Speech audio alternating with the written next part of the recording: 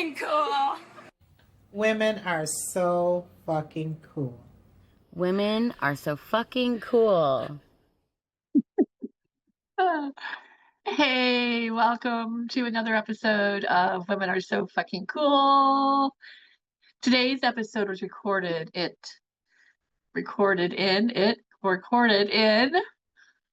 the Hostel in the Forest. This beautiful place in Brunswick, Georgia, that is just surrounded by trees, and I love trees, and it's just so beautiful. It also has this beautiful pond. I decided to use my different background today to mix it up. Yeah, so I went there to this place, Hostel in the Forest, for my birthday, which I do regularly. It's kind of my annual tradition. And there I met this manager of the hostel, and guess what? She's a fucking cool woman, right? Just proves that FCW are everywhere. So she agreed to be interviewed for the podcast, and we did it on my phone right before I left. It was really special. And I think you're really going to enjoy getting to know Jody Warren, a fucking cool woman.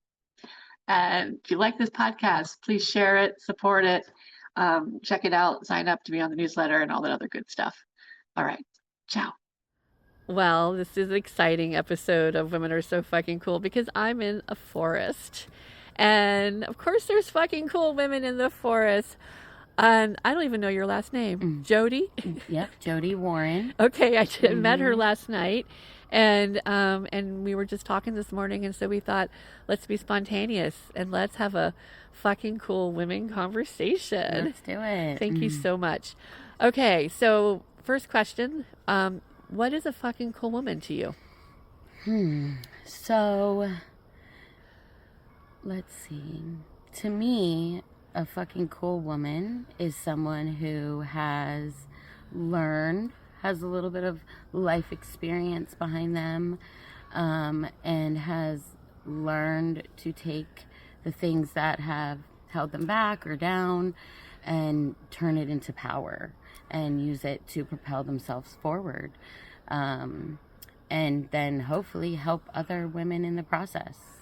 It's kind of my own personal story, and as I have met other women who have shared their things with me, I definitely felt less alone and even inspired to then move forward and help other women. When do you think you first started recognizing the fucking cool women that were coming into your life? So when I was early 30s, going through a divorce, separation actually just at that time, I really had such amazing, strong women that I found. Detaching from that relationship and kind of going out on my own, that was the magnetism that I was craving, and I did find that, and a lot of my start really was that, like, just pulling from these women who saw me struggling and kind of gave me a little, a wing to shield me. And yeah, that was kind of my big one. I mean, I've always been a little louder than other girls, and maybe even a little bossy, I was told, right? So I had to turn those things that were at one point a negative that were pushed upon me into my strengths. And although I am not bossy, I do like to lead and by example. So yeah, I just was able to take the examples that I saw and kind of use them to strengthen myself, and that was definitely by the women who chose to give me that hand to hold. What I'm hearing is one of our maybe powers is that ability to lift each other up in times of struggle. Absolutely. I really do find strength in women in my elders, really, I gravitate towards a strong elder woman, and just to listen to their experiences. And generally, they're pretty likely to share their knowledge as well if you're open to receiving. Right. I agree. There's power in all ages, right? But there's that woman that has really taken the steps to continue to evolve, continue to be learning, and but yet understanding and receiving all the lessons and the power that you keep getting as you age. Yeah. So tell me about some women in your life that have really inspired you, and tell me their names and Sure. really however you want to share with them. Yeah. So I have an amazing group of women that I've been gathering with for this year in 2025. I've known a few of them longer, but one of my biggest inspirations, her name is Pam Peach. She is the one who told me about the hostel in the forest where we are right now. And she is one of the longest licensed midwives in the state of Florida, and she just recently retired. And I've known her now for about 15 years, so I've witnessed her birth many, many souls into this world. And her love and respect and honor of women is something that most women will never feel being on the receiving end of. Her daughter is also one of my best friends. So the two of them together have just been such an amazing support system for me. And with that, Pam created this women's circle, that women's gathering, and that we've been doing every week since I came here. I was going, and it's about 12 women, and I was the youngest one at 41. And the one thing on the very first night of this meeting that I learned is that no matter what age we are, we still have no fucking clue what's going on. We don't. And we can go through relationships, become a widow, remarriage, family stuff. Our children grow up and maybe pass away. And it's sitting there when I was at like this pivotal moment of change. I also have a son that me coming here was a huge factor in, and they just supported me in doing what my soul was calling me to do. And I was able to look out at this group and see that all of these women were still like in their heads the same age as I am, you know, just still exploring this world, and they're part of it. Sure, our body ages over time, and I've worked with the elderly as well for the last 3 years, so working in that environment was super special to me. But it really made me want to live my life while I can, because we can't worry about what's going to happen or the things that we don't know. And that was just a great lesson from them, that it's going to happen anyway. All the things that you might be scared of happening are probably going to happen. So you just got to live your life and be happy and loving and peaceful and strong for the other women around. It's been really lovely to have them. Oh, this is, with you sharing that, speaking to me, watching you, and I'm here on this, spent the night here last night, so I'm all, refreshed and re-energized. But the way you shared that, it was like you were just speaking to one of your best friends. Mm. And I think that, and we're complete strangers in the fact, in a sense. But that is that's the special thing about the connection women have for each other. That message you just shared, live your life. Live it.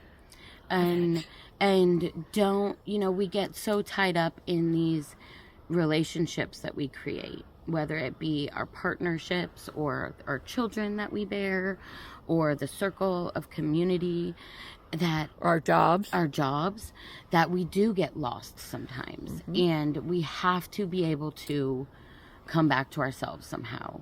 For me, it has been my girlfriends. I do have a couple close girlfriends that we travel with and that our children are friends, and we are not bound by blood, and I call them my sisters, and I don't want, I don't want to live this life without them.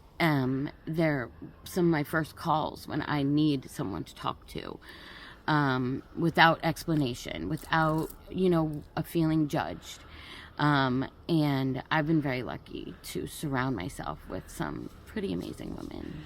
Yeah. And do you agree, once you recognize the importance of having and valuing FCW relationships, you really tend to not have any other type? It's true. It's really hard for me to have surface level relationships. Although it's necessary to protect. And that's the amazing thing about the forest here. We meet people and we know that the time is temporary. So you can really try to bond, and without expectations, without feeling like this person is going to need something from me or take something from me. You can give a little more freely. And that includes with just a support, a hand, a shoulder to lean on sometimes. Yeah. It's it's a big part of that here for me. Yeah. So, and one of the, guiding principles for the FCW Society is about respect, encourage, and celebrate not only the women in our lives, but all people and actually the planet. Yeah. So I like to ask, how do you incorporate those 3: respect, encourage, celebrate, with your personal life, your job here? I think you kind of mentioned it already, just by opening up, encouraging. I really try to stay in the present moment.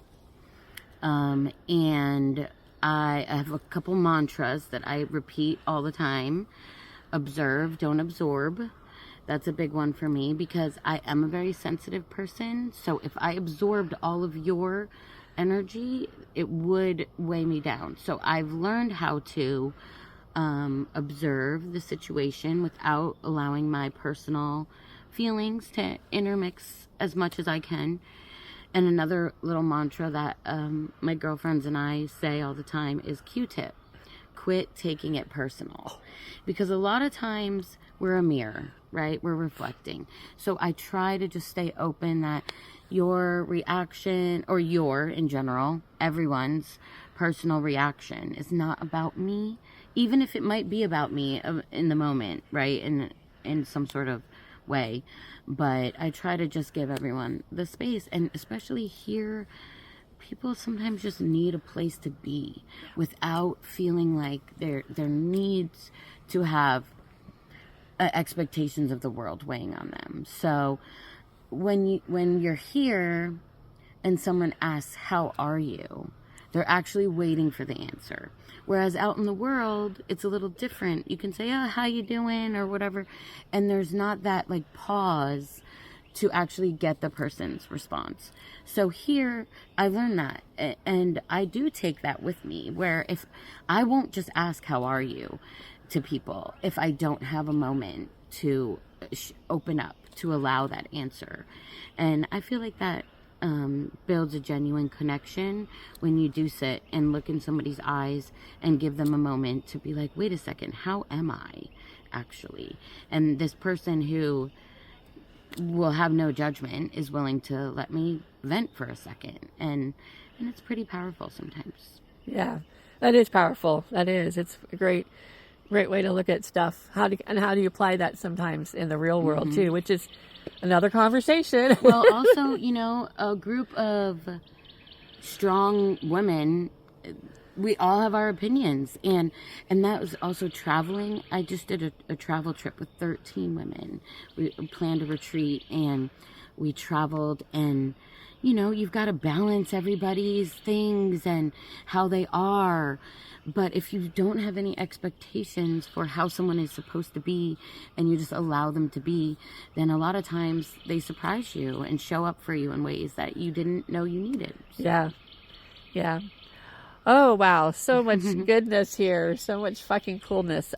So any, what do you want to share? What's one last kind of idea, or what do you want the listeners to know? Obviously, meeting you here in the forest and me just starting my journey here as the manager, I am so thankful for the strong women that I've met here. When I was first on staff, it was only women, and it was 5 of us, and we handled this place. And yes, we do need men. There has to be a balance of energy. Yeah. So not saying that at all, but just some of the most powerful, coolest, strongest women I've ever met have come out of this place, connecting back to the earth, and then, blooming into beautiful flowers and out in the world. And it's really, really cool to see.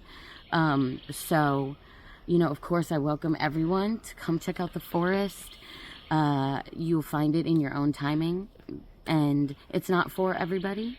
If you don't like camping, right, it can sometimes be a struggle, but it is a really magical place to exist and to meet people and to connect with other strong fucking women.